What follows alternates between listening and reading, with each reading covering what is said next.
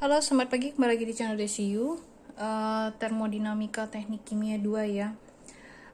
Sebenarnya termodinamika Teknik Kimia 2 itu ada beberapa babnya, ya mungkin bagian dari VLE, LLE ya. Kita bisa menggunakan bantuan di chapter 13 ya. Chapter 13 dari bukunya siapa sih? Lupa. Nah, ini dia ya, kamu bisa pakai buku ini,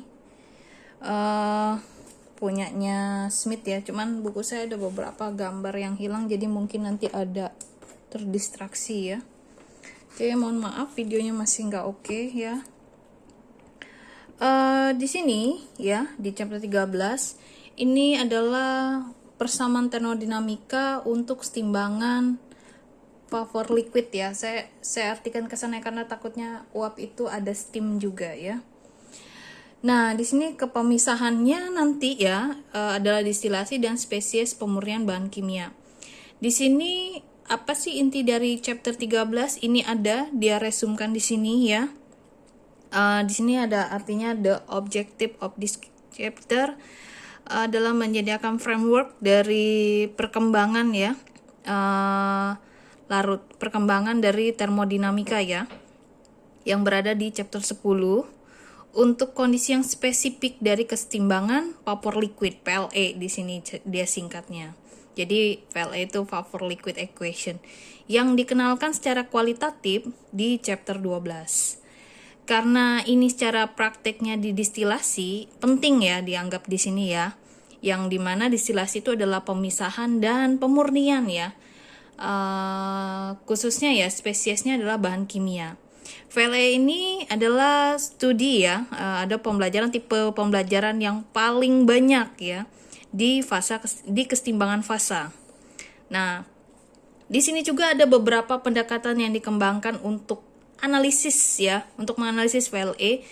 Itu juga menyediakan kebanyakan analisisnya adalah nanti ketemu kesetimbangan liquid-liquid ya, LLE, terus kesetimbangan vapor liquid-liquid ya kesetimbangannya, dan juga ada kombinasi dari kesetimbangan fasa dan kesetimbangan reaksi yang ada di chapter 15 di sini dia katakan. Nah, analisis dari permasalahan VLE, vapor liquid equation ya, di chapter ini dimulai dari perkembangan sebuah persamaan yang umum, seperti permasalahan bentuknya adalah koefisien fugasitas di fasa vapor dan juga koefisien aktivitas fasa liquid. Nah, ini yang VLE. Nah, sedangkan VLE pada saat tekanannya rendah, di mana pendekatan ya untuk fasa gas itu dia mendekati gas ideal, kondisi gas ideal. Jadi formulanya lebih sederhana, disimplifiedkan di sini ya, agar mudah diterapkan, applicable.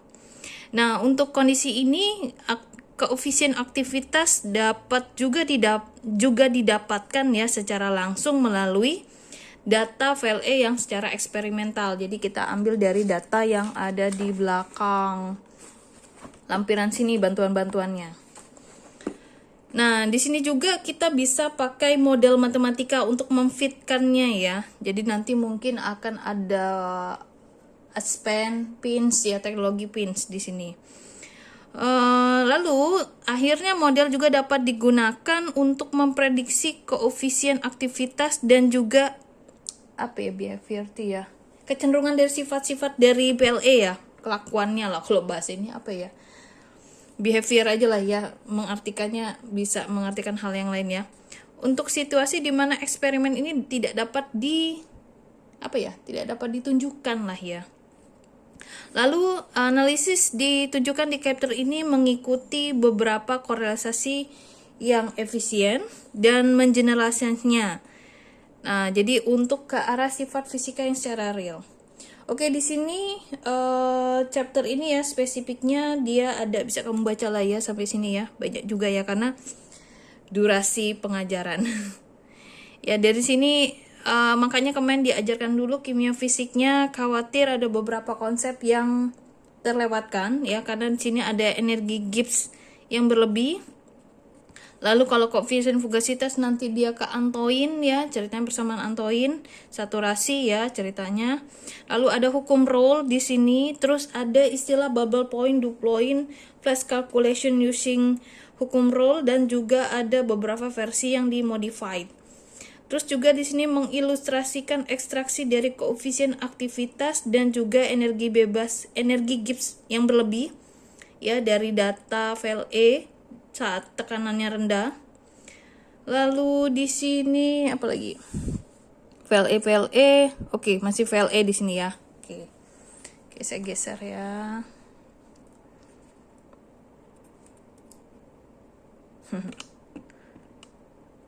Oke, di sini ada beberapa yang saya tuliskan ya. Jadi di apa ya? Di persamaan untuk perhitungan VLE itu ada di chapter 10, jadi kamu harus back ke chapter 10 ya. Dimana persamaan di 1039 itu dituliskan di sini Fi vapor, Fi liquid, Fi saturation. Ya, dan ini adalah persamaan untuk kesetimbangan zat murni. Lalu di persamaan 10.48 ditunjukkan kesetimbangan ya, campuran ya di sini. Jadi ada tanda seperti kalau kita pakai Excel itu pangkat bentuknya payung ya. Ini yang kecil ini nih. Fi campuran ya. Vapor itu sama dengan Fi campuran. Ini artinya equilibrium ya. Pada saat kesetimbangan. Ya ini kesetimbangan spesies campuran ya. Fi vapor, Fi liquid, ini ada tanda payungnya ya. Bacanya agak bingung juga ya. Nah, kita juga dapat memanggil lagi ya dari persamaan koefisien fugasitas di 1034, 10.52. Nah, di sini dituliskan fugasitasnya ya Fi vapor sama dengan, ini saya bacanya flux ya nanti malahan ya. Karena setiap notasi beda-beda sih ya. Flux yang dari spesies vapor, lalu sini Yi kalikan P. Ya, ini P-nya P total ya, bukan P saturasi atau P parsial. Jadi ini yang melambangkan koefisien fugasitas zat I dalam fase uap ini ya, ceritanya ini yang koefisien fugasitasnya nih. Nah, yang tanda kayak payung tadi itu adalah parsial ternyata ya, parsial komponen I ini saya tambahkan. Oke, di sini ada sebuah analogi persamaan yang dapat dituangkan ya atau dituliskan di fase liquid, tetapi fase ini sering sekali ditangani secara berbeda. Jadi makanya persamaannya tidak dituliskan ya. Jadi ada hasil-hasil eksperimen berbeda. Saya tidak menjelaskan persamaan yang di sini, tapi yang saya tuliskan ini karena energi Gibbs ya yang berlebih dan koefisien aktivitas. Misalkan kita punya campuran heksana sebagai zat pertama, lalu ada trimethyl amina sebagai zat kedua pada kondisi kesetimbangan pada T konstan 60 derajat Celcius. Jadi kita punya kondisi zatnya pertama si heksana pada kondisi uap maupun cair. Lalu dan juga zat kedua itu pada kondisi uap dan cair. Ketika zat pertama dan kedua itu diapakan? Kalau di sini dilakukan kompresi isotermal, arti kata suhunya sama ya. Kalau suhunya sama berarti tekanannya naik, sehingga pada saat zat pertama di sini ya kondisinya uap dan cair, Y-nya adalah 0,35, dia naik di saat di uap ketika dikompresi isotermal adalah 0,90, sedangkan tekanannya jadinya 0,47 bar menjadi 0,6 bar. Posisi yang cair juga berubah komposisinya dari 0,2 menjadi 0,8. Ini untuk zat yang pertama karena Y1 ya, sorry ya. Y1, X1, X1. Sorry, ini untuk kondisi yang pertama ya, zat yang pertama. Lalu P-nya dari 0,47 bar dan P-nya 0,68 bar. Ini kondisi 60 derajat Celcius kompresi isotermal. Berarti zat tersebut mengalami perubahan tekanan dengan suhu yang sama. Nah, di situ diartikan bahwa ada di sini koefisien fugasitas pada saat vapor ya. Mungkin kecil tulisan saya ya. pada T dan P dan YI itu akan sama dengan fugasitas parsial saat dia liquid. Jadi saat di sini, vapor di sini akan sama dengan yang di bawah ceritanya. Lalu juga sama dengan kondisi untuk zat yang kedua. Ini yang kedua ke sini ya. Satu ke sini ya. Zat yang kedua saat vapor itu akan sama dengan fugasitas parsial dengan liquid ceritanya. Nah, untuk memahami ini sebenarnya ada contoh soal di belakang sini yang saya lihat ya. Tapi sebelum ke sana saya mau jelaskan dulu, nanti yang kita pelajari itu ada kondisi umum kesetimbangan vapor cair, kesetimbangan suhu ya, saat suhu. Jadi T vapor sama dengan TL sama dengan T, lalu kita buat lagi kondisi kesetimbangan tekanan. Jadi tekanan vapor, tekanan liquid itu sama dengan tekanan total ya maksudnya sini. Yang terakhir ada kesetimbangan fugasitas. Jadi saat koefisien fugasitas zat yang saat dia parsial vapor ya, zat pertama itu akan sama dengan yang liquidnya. Lalu juga yang kedua, zat kedua di sini yang vapor di sini sama dengan koefisien fugasitas saat liquid dan seterusnya. Ini penegasannya ya.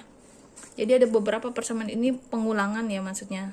Lalu di sini di 13.2 the gamma atau P formulation of FLA. Jadi FLA vapor liquid equation itu dia punya dua metode, yaitu metode PP atau di sini PP-nya flux ya. Lalu sama metode gamma P, ini gamma, ini P-nya. Nah, di sini komposisi cairan itu dilambangkan oleh X. Jadi kalau ada komponen 1 X1, komponen 2 X2 hingga komponen kesekian XC, itu totalnya adalah 1. Sedangkan di komposisi gas dia Y1 ditambah Y2 ditambah YC sama dengan 1. Jadi zat 1, zat 2, zat 3 yang saat gas itu dijumlahkan jumlahnya 1. Sedangkan nanti jumlah fugasitas, jadi yang ditambahkan adalah saat koefisien fugasitas dia zat 1 di liquid, ini zat 2 liquid, itu akan sama dengan koefisien fugasitas vapor zat 1 ditambah zat 2 ditambah zat kesekian. Jadi secara nggak langsung koefisien fugasitas zat vapor itu akan sama dengan koefisien fugasitas zat apa saat kondisi liquid. Dan di sini kalau dilambangkan, jadi sini YI ini P vapor dikalikan tekanan. Sedangkan yang di sini X1 ya, XI dikalikan P yang liquid dikalikan tekanan. Nah, oke, di sini kalau tekanannya hal yang sama angkanya, maka ini bisa dicoret sehingga menghasilkan YI kali P vapor sama dengan X1 kali P liquid. Bagaimana cara menghitung P di sini ya? Lalu bagaimana menghitung juga Q liquid di sini ya? Oke, di sini dilihat ada persamaan-persamaan ya ceritanya, yang pada akhirnya kita juga melibatkan persamaan Antoine.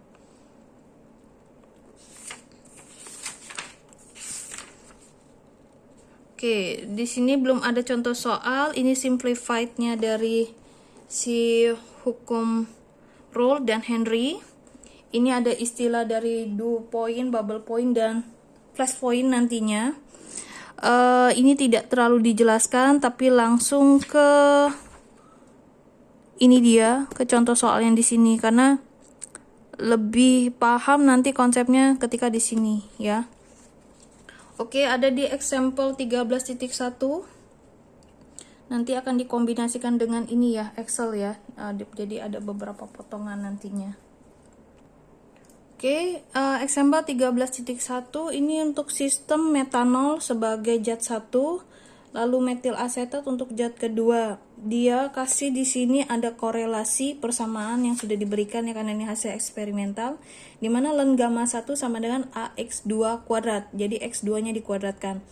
Lalu yang kedua, di sini sebelahnya ada ln gamma 2 yaitu AX1 kuadrat.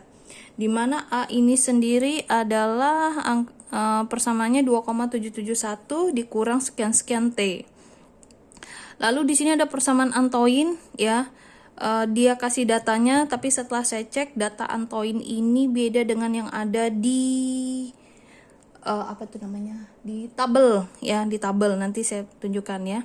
Kita pakai dulu aja sementara ya. Di sini lane P saturation itu adalah 16 sekian dikurang sekian ini ya. Ceritanya ini nih sama dengan persamaan kayak ini adalah A-nya, ini adalah B, ini adalah C, koefisien ya. Jadi kalau kita buka di halaman belakang,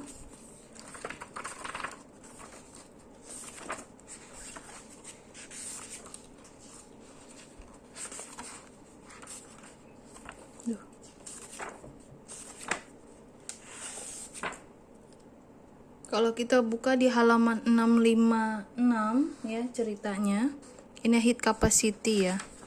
Sebentar. 653, sorry. Halaman 653. Ini ada persamaan Antoin untuk tekanan uap dengan spesies murni. Ini dia lane per saturated, satuannya kilopascal. Ini A, koefisien A di sini konstanta A, sorry. Lalu ada B, T-nya adalah derajat Celcius ditambah C. Nah, sedangkan kalau yang di sini T-nya itu Kelvin. Nah, secara nggak langsung persamaan yang di sini itu sudah dikonversi angka-angkanya, karena di sini kalau kita lihat A-nya 16,59, kalau di sini metanol 16,57. Nah, angka ini tuh ya, kan satuannya di sini Celcius, dikonversi sama dia, ini Celcius ini ya. Satuannya ini diubah menjadi Kelvin. Nah, ini persamaan yang sudah dikonversi. Jadi jangan sampai salah menggunakan maksudnya. Oke, langsung di sini kita diminta memvalidasikan persamaan 13.19 yang di sini, di mana kita punya data temperatur 318,15 dengan diketahui saat liquidnya 0,25. Oke, ini udah ada yang saya jawab, nanti saya tunjukkan di Excel ya. Jadi begini, di example 13.1 saya sudah tahu suhunya sekian dari soal 318,15 Kelvin dengan X1 0,25. Nah, kita sudah punya persamaan dia di sini Antoinnya ya. Tinggal kita masukkan T ini dengan angka 318,15 Kelvin. Setelah dapat, lalu kita eksponensialkan untuk menghilangkan ln-nya sehingga didapatkan 44,5109 kilopascal.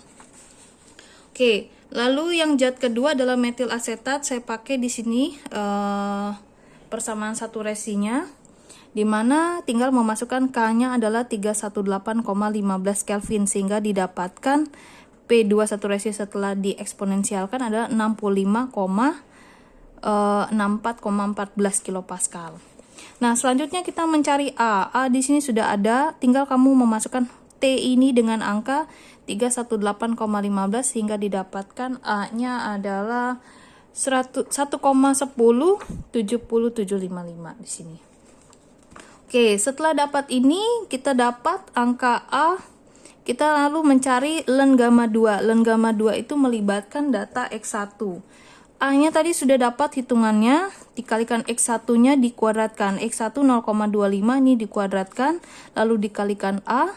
Lalu kita inverse dari ln adalah eksponensial sehingga dapat gamma 2 1,07164. Oke.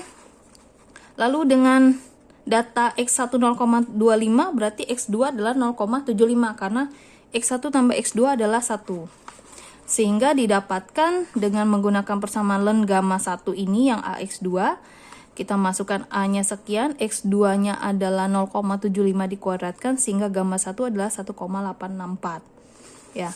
Nah, kalau yang ini lebih mudah sebenarnya, masih belum sulit ya. Maka ketika kita mau menghitung di sini, berarti P adalah sigma dari komponen dari cairan ya, zat tersebut dikalikan gamma 1 dikalikan P1 saturation. PI saturation. Jadi kita kumpulkan zat 1 metanol, zat 2 adalah metil asetat. Nah, P1 saturation sudah kita dapat, X1-nya 0,25, gamma 1 sudah dapat, dijumlahkan dengan si zat metil asetat yang 0,75. Komposisinya gamma 2 sekian, P2 saturationnya sekian, sehingga didapatkan 73,50000. Lalu di sini kita mau diminta mencari P dan YI. Nah, kalau P-nya sudah dapat, YI-nya itu sebenarnya ya tinggal ngambil per komponen saja. Di sini kan YI-nya adalah Y1 lah ya, kita bilang Y1 kali P sama dengan ya X1 kali gamma 1 kali P saturation, sehingga didapatkan Y1-nya 0,2822. Nah, kalau kamu mau nyari Y2-nya, ya tinggal 1 dikurang Y1 ya. Oke, yang ini mah nggak perlu ditunjukkan pakai Excel ya, karena lebih simplified. Nah, ini kondisinya kalau kita diketahuinya datanya X1, berarti itu sebenarnya dalam keadaan bubble point. Tahu dari mana bubble point? Kita masuk ke ini dia kurva yang di sini. Nih ya, mungkin kita harus flashback lagi dengan apa yang dulu kita pelajari di Aspen HYSIS pelatihan yang pertama dengan Pak Denny ya. Ambil yang simple yang di sini ya. Ceritanya ini data yang X1 dan Y1 ini adalah suhu, berarti kondisi di sini adalah tekanan tetap ya. Nah, kondisi yang ini kalau kita kasih garis red, ini kita kasih garis, maka di atas ini ada superheated vapor. Di bawah sini subcooling liquid yang sangat terdinginkan lah kita bilang. Nah, garis yang di sini itu yang memanjang adalah bubble point line ya, atau curve ya di sini ya. Sedangkan yang bagian atas adalah saturated vapor. Nah, kalau kita tarik salah satu titik di sini, begitu masuk ke sini itu adalah saturated liquid. Nah, daerah yang di sini itu adalah daerah campuran liquid ataupun vapor. Ketika kita tarik ke sini, itu dia masuk ke jadi dew point. Secara nggak langsung, bubble point itu ada di bagian bawah sini. Kalau bagian bawah berarti dia daerah X. Nah, yang di sini yang diketahui adalah X, berarti daerah ini adalah bubble point. Kalau misal kita ada di atas, ya ada di Y, berarti dia ada di daerah dew point. Bergeser sedikit dia menjadi uap, bergeser sedikit menjadi campuran. Oke, lanjut. Untuk yang contoh, untuk langkah yang ke B. B itu kita diminta mencari P dan XI ya. Di sini dibalik sama dia, suhunya tetap, Y1-nya 0,6. Oke, di sini udah saya hitungkan. Jadi kalau misalkan kita punya data seperti ini, secara nggak langsung sebagian data yang kita hitung pada contoh A itu dipakai. Apa aja yang dipakai? Kalau misalkan suhunya sama, berarti P saturation-nya bisa dipakai nih di sini karena tidak mempengaruhi dengan komponen dia mau uap ataupun campuran. Lalu juga P2 saturation di sini untuk metil asetat, dia pasti sama angkanya. Yang kedua adalah nilai A. A ini sama angkanya karena ini hanya melambangkan huruf T.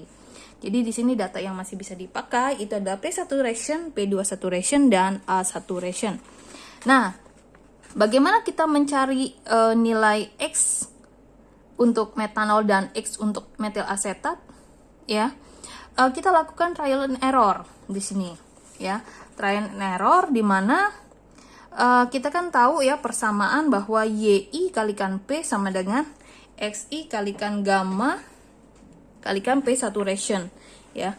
Nah, di sini semoga nggak blur ya. Kita mau cari yang satu dulu deh, boleh di sini ya. Langkah pertama adalah kita lakukan trial. Jadi saya buat trialnya di sini adalah 0 hingga ke 1 sebenarnya ya, X1-nya 0 hingga ke 1 berarti X2-nya ya tinggal dikurangkan ya, 1 dikurangkan dengan X1 sehingga dapat.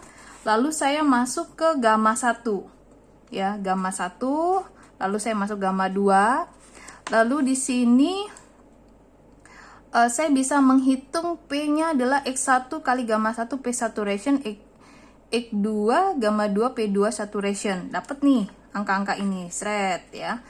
Untuk mencari YI-nya sebenarnya ya tinggal ambil satu komponen saja, yaitu gamma 1 P1 P1 saturation dibagi P yang di sini. Sehingga dapat, dan di sini ini kan nilainya Y1 ya, nilainya Y1 kita tinggal cari mana Y1-nya 0,6. Ternyata begitu masuk ke 0,8 itu di 0,58 dia Y1-nya. Sehingga saya lakukan di sini penyempitan ya, di sini ya 0,81 0,815 sehingga didapatkan 0,6009, dia mendekati. Jadi secara nggak langsung ketika saya mendapatkan Y1-nya 0,6009 ya, saya anggap itu dia dekat dengan yang diminta di sini. Maka di sini X1 itu sebenarnya saat dia uap, saat cair dia memiliki